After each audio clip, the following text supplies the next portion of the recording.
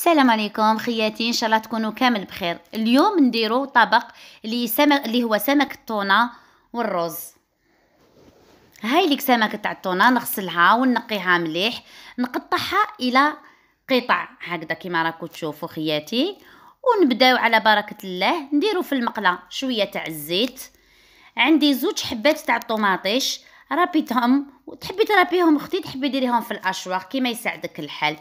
خليها تحمس مليح، الماكله تجي بنينه كي تعطي لها وقتها وما تقويش للنار. نزيد لها ملعقه طماطم، طوماطيش تاني ايضا تاني، خليها تحمس مليح هكذا، تروح لها كامل هذيك القروسيه اللي راهي فيها. حركوها ونزيدو عليها وريقه تاع الرند هكذا والزعتره. الحوت يحب الرند ويحب الزعتره كيما كنتو تشوفوا خياتي. رابيت هنايا الثوم، واحد الراس تاع الثوم. نبداو نديرو التوابل. عندي الملح وفلفل عكري مخلط فيه شويه حار وشويه حلو، راس الحانوت والكمون وفلفل الكحل هكذا.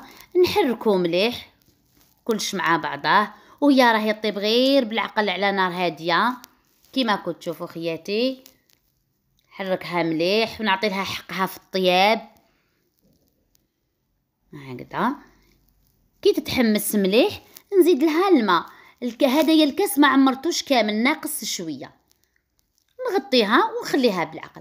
هاد الحوت هذا من الاحسن انك دوزنيه من قبل، على الاقل زوج سوايع تخليه يشرب كامل هذيك التوابل. واش درنا في لاصوص طوماط؟ نديروا له الكمون، الملح، راس الحانوت، كيف الشي اللي درناه في المقله نديروه، والفلفل الكحل تاني.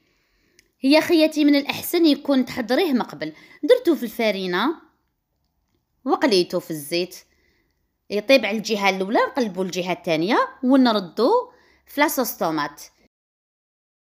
وهاي ليك النتيجة خياتي. رافقتو مع شوية الروز غليتو في الماء والملح مع وريقة تاع الرند، ومن بعد صفيتو ودرت له مغرفة تاع الزبدة وحطيتو بهذا الشكل. شهية طيبة خياتي.